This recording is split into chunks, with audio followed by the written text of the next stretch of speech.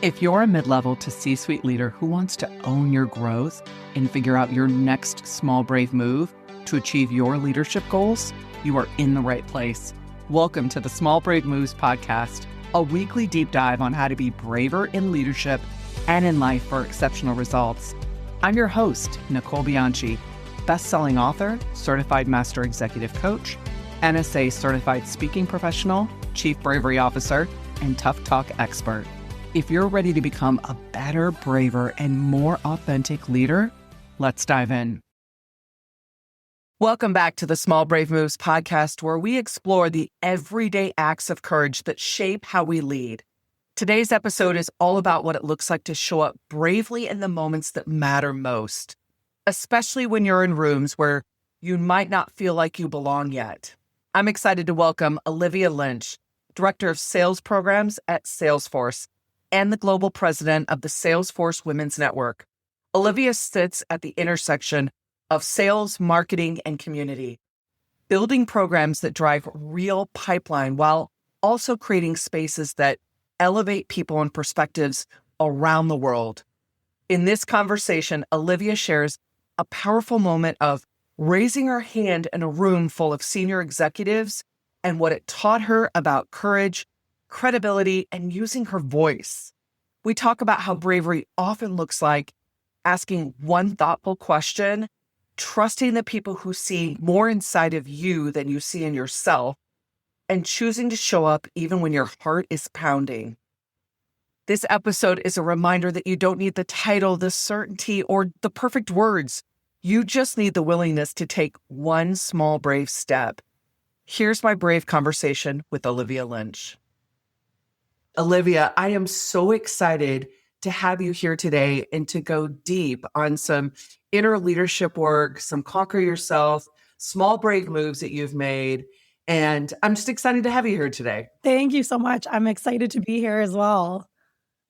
Well, Olivia, let's get into it. So I want to go straight to a moment that you referenced, actually in a very vulnerable LinkedIn post, which connected me with you about you being in a room full of executives and making the choice to raise your hand. So take us into that moment. Where were you? What was happening, especially internally before you spoke up? Yeah. So each year, the organization that I work for, Salesforce, brings our senior most executives together in a room to really reevaluate how are we tracking on the year? Are we progressing as a company in the way that we want to? And I had the opportunity to attend as a part of my leadership of this group, Salesforce Women's Network, which is our gender equity group at Salesforce. And we were having a lot of discussion in the room. And if you can picture this, it's probably the top 400 executives at this organization. And I'm there for the first time, and I'm director level in my role. And generally speaking, pretty confident. But when you're surrounded by senior vice presidents, your CEO is in the room. It really was a moment of, if what I'm going to say is going to make the conversation better or help clarify for someone, then I feel like I can be brave in this moment and raise my hand to share my thoughts. Let's talk about the moments leading up to it. So talk to us about how you were feeling before you raised your hand, because I know you're not alone in those moments, right? So I'm curious the narrative that was going through your head in that moment too. Yeah, I mean, it was, my heart is pounding and my voice is shaking. And you're kind of like, if I misspeak or maybe don't articulate this the way that I want, my mind kind of goes to what's the worst that could happen. And in that moment, it was like, the worst that could happen is you embarrass yourself in front of essentially your entire company, because these conversations are being recorded as well. So there's a lot at stake, honestly. Yeah, absolutely. Talk to us after the moments, the hours post, whether it's the conversations during breaks or that evening. Talk to us what came up for the people that were closest to you. Well, I think first, it gave me a bit of credibility, but it did definitely change the perspective of others that were a part of the conversation. And I think as a group, we were all still ruminating on, okay, what comes next? How do we want to think about this differently? What do we do now that we sort of have some recognition around this topic? So it shifted from, okay, we're in alignment to how do we operationalize some of what has been discussed? And I love that personally. Like I learn by doing, I work best when I can get hands on. So it is really easy for me to shift from sort of articulating a concept to, okay, now let's go do something about it. So I loved that. And that is a part of the conversation that I'm more comfortable in. So then what transpired next was just more comfort on, okay, what do we do about this? So talk us through the question raised. What was your goal, your intent that you were looking for by challenging with this question? It can be tough to demonstrate what employees at various levels and in other parts of the business may be feeling in a room full of executives. And sometimes it's like those like uncomfortable truths, honestly, to say, I see what your experience is, but here's what another part of our employee base may be experiencing.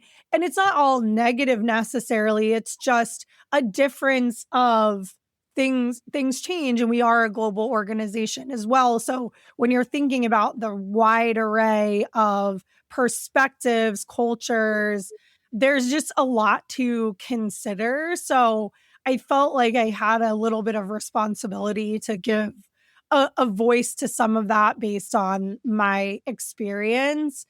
And I think it was a moment of learning for some of the other folks in the room, or it called them back to some of the experiences maybe they've had with their teams more recently and gave a little bit of context, honestly.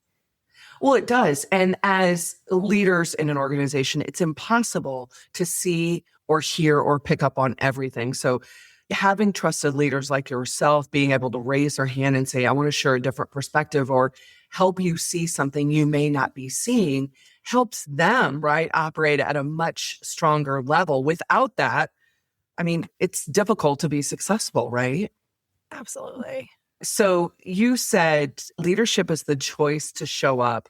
When has it been hardest for you to show up, even at your level?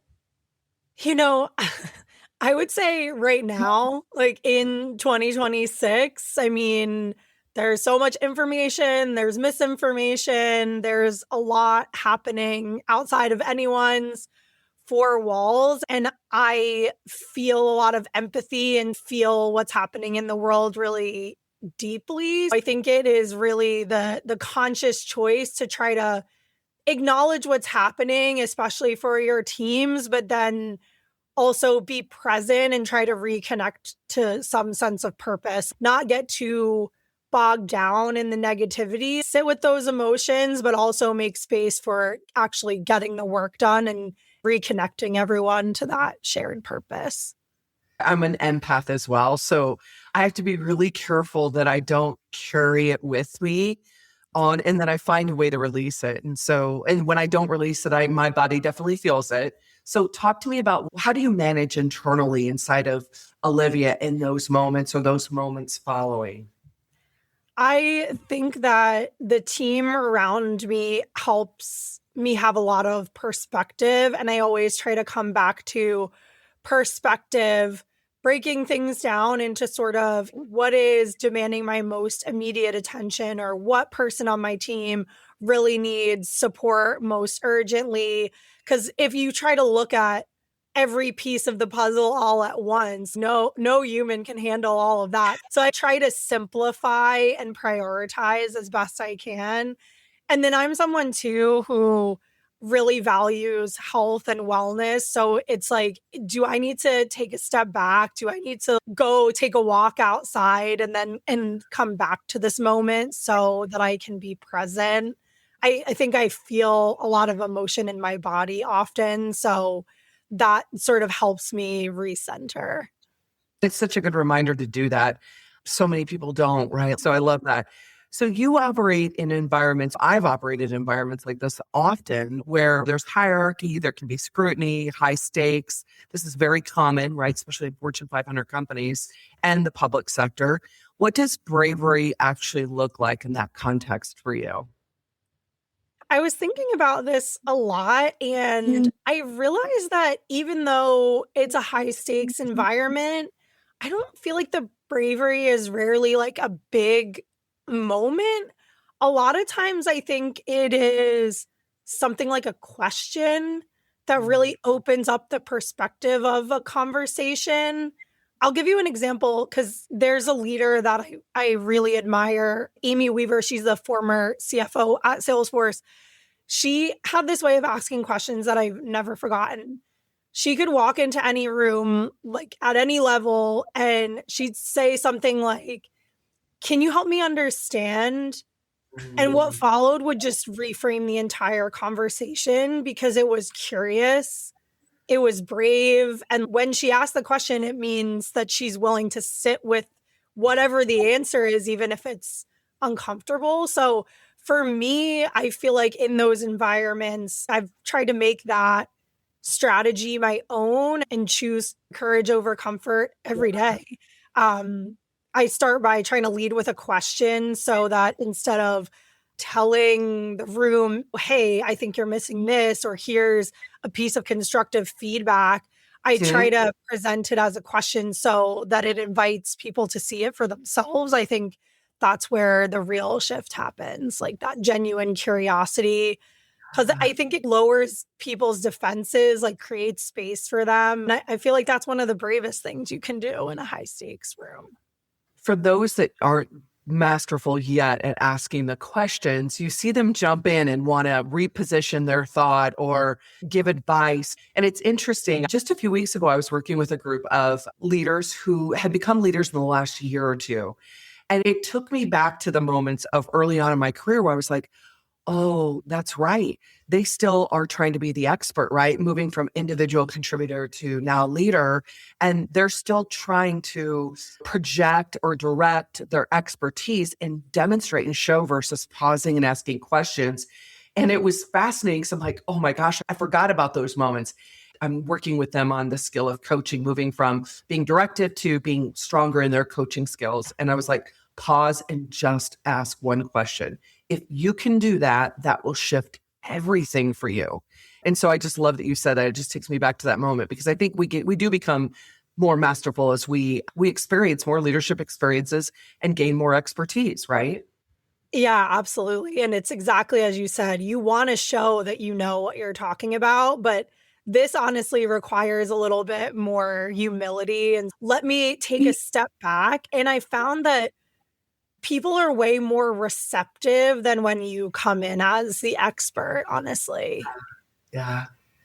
So let's move into some small, brave moves. What's a small, brave move that seemed minor at the time, but really changed your trajectory? I want to give the most honest answer because I would love to say that I was constantly raising my hand to take on new challenges and things. But I will say that initially, and even more recently in my career, if I'm being honest, there's a lot of times where you're presented with opportunities and it's kind of instinctual to go, I'm not the most qualified for this role or someone else is better suited. And it's really taken other people saying, no, you would actually be the best fit for that opportunity, or you belong in this room. And so I would say the brave move is trusting the people that I admire to then raise my hand and do the thing. Like, I would love to say that I trust myself most, but I think I trust my network most. And they've helped guide me to where I've gotten today, to be honest. So they saw in that moment more in you than you even saw in yourself, right?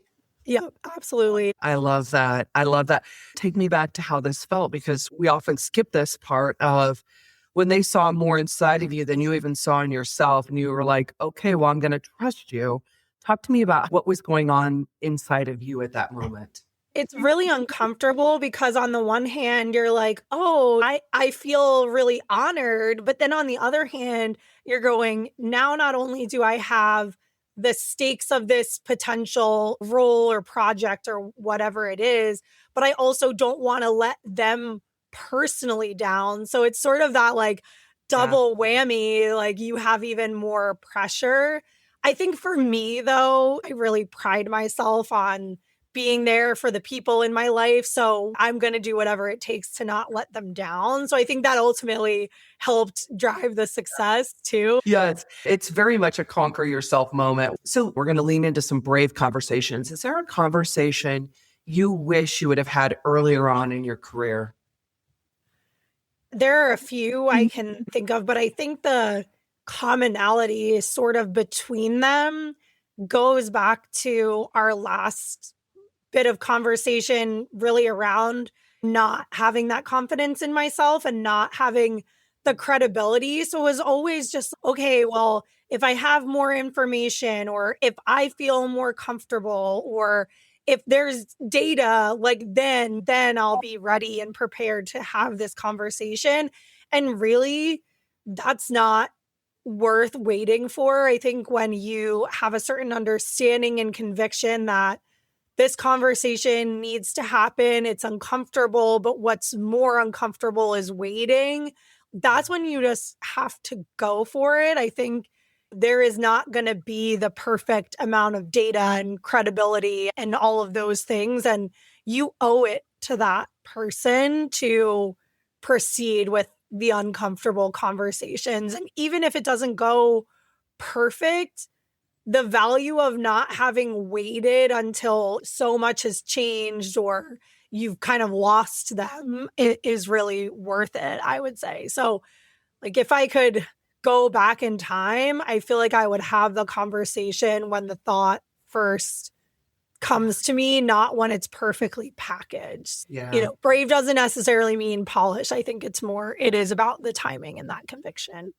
I think you're exactly right. And it's interesting when I listen, I coach a lot of executives, and when I hear them talking through the conversation and their need for it has to be perfect. They're trying to find the exact words and I'm always like, time out. If you are in the moment and you say something that didn't come out the way you intended, it's okay to say, let me rephrase that because you're not perfect either. And they're going to look at you and be grateful that you're at least willing to have the conversation versus it being perfect or like you've waited too long. You're giving them some information in a timely manner that can give them the opportunity to make a shift.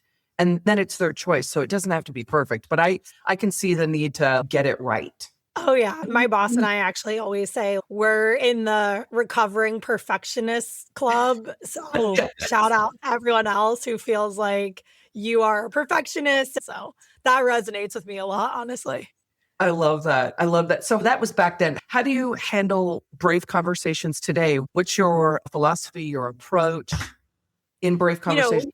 I will say I have not fully given up this idea of preparing for the conversation, right? Especially in those high stakes environments. You can't go in without having any thought being put to them by any means. And so I'm not saying that, but what I have realized, and kind of going back to this idea of having the people in your network that are supportive to you, it's really that like intentional relationship building before the conversation happens. So either is there someone that is helping you prepare and giving feedback that you trust, or are there people in the room that know you and can understand your values and the perspective that you're coming from? It's kind of that board of directors where when you're having these conversations, there are people that you can turn to. So I think I've been lucky enough having those people around you that you know that